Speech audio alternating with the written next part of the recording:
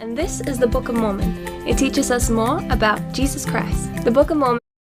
In what is a fantastic news for all office nosy parkers up and down the country, new employment laws drawn up by Angela Rayner could pressure firms into hiring diversity officers whose job includes protecting staff from the content of overheard conversations. We're joined now by Mr. Free Speech himself, Lord Young, Director of Free Speech Union. Welcome. Thanks, Josh. About this before. This is a real problem. It seems to be continuing. It doesn't seem like the government's listening. No, I don't think the government, without being forced to, are going to back down on the banter ban. They seem determined to get it through. I've got some amendments that I'm proposing in the Lords next week during the report stage. Hopefully they'll attract enough support to be attached to the bill. It'll go back to the Commons and they'll have an opportunity to think about it again. But what they'll probably do is just strip away the amendments and send it back to the Lords unchanged. So the banter ban, I think, is a real worry. It's a real assault on free speech. What it means is they're amending the Equality Act in the Employment Rights Bill to make employers liable for the harassment of their employees, not the sexual harassment of their employees. They're already liable for that. The non-sexual harassment of their employees by third parties, i.e. customers, members of the public. When we talk about harassment, we're not even talking sexual, we're talking about ideas, words. We're talking about unwelcome opinions, expostulations, banter that employees find offensive or upsetting by virtue of their protected characteristics, the colour of their skin, their sexual orientation, their religion. It's extraordinary to think that employers in beleaguered sectors, like the hospitality sector, are going to have to deal with this whole new layer of red tape.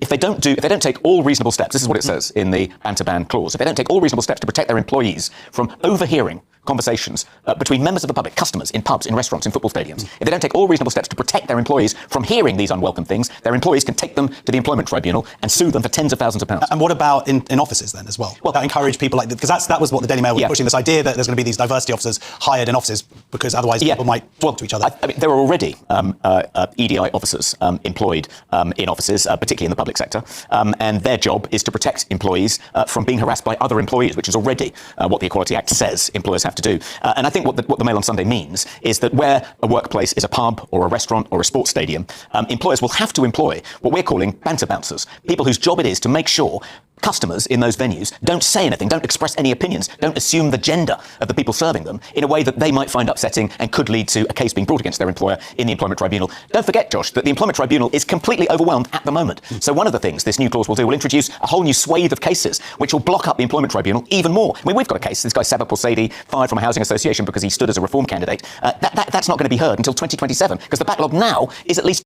the Employment Tribunal even more. I mean, we've got a case, this guy Sabah Pulsadi, fired from a housing association because he stood as a reform candidate. That's not going to be heard until 2027 because the backlog now is at least 2 years. And it's just going to be completely overwhelmed. And there was a stat today in the Sunday Times that since the budget was introduced, only a few months ago, the 69,000 or so people have lost their jobs in the hospitality sector. This is going to make it even worse. According to the Campaign for Real Ale, pubs are closing at a rate of 37 a week. This is going to decimate the pub trade. I mean, this is the death knell for the good old British pub. This government doesn't know what it's doing. There isn't a single person in the government who's ever run a business. They don't care about the impact that measures like the banter ban will have on struggling businesses. They don't care about the additional legal burden they'll be placing on them, the additional risks of having a business in which your employees could sue you for not protecting them from overheard conversations between customers. I mean, it's absolutely ridiculous, and it's going to destroy the hospitality sector. Yeah, well, the other statistic I read in that article was that since 2021, the employment tribunals that involve banter has gone up 41%, and that was just a few years ago. So we've seen, every day we see some crazy outlet of where someone has said this and then they've been given a load of money. This is going to surely make it... It's going to make it 10 times worse, because when I brought this up in the House of Lords, the government minister defending the banter ban has said, oh no, harassment doesn't include banter, overheard banter. You're making that up. This is confected outrage. But actually, we know from a succession of cases in the Employment Tribunal that if an employee overhears a conversation between two other employees, just overhears, not directed at them, that they find offensive or upsetting by virtue of their protected characteristics, they can sue their employer in the Employment Tribunal. So the Employment Tribunal has defined harassment as including overheard banter. And that won't change when it comes to overheard conversations, banter between members of the public. This is not going anywhere. Good luck with your amendments to the bill this week. Thank you. It's insane how they won't just listen and put some limitations on this kind of language. Insane. Thank you very much. That's Lord Toby Young.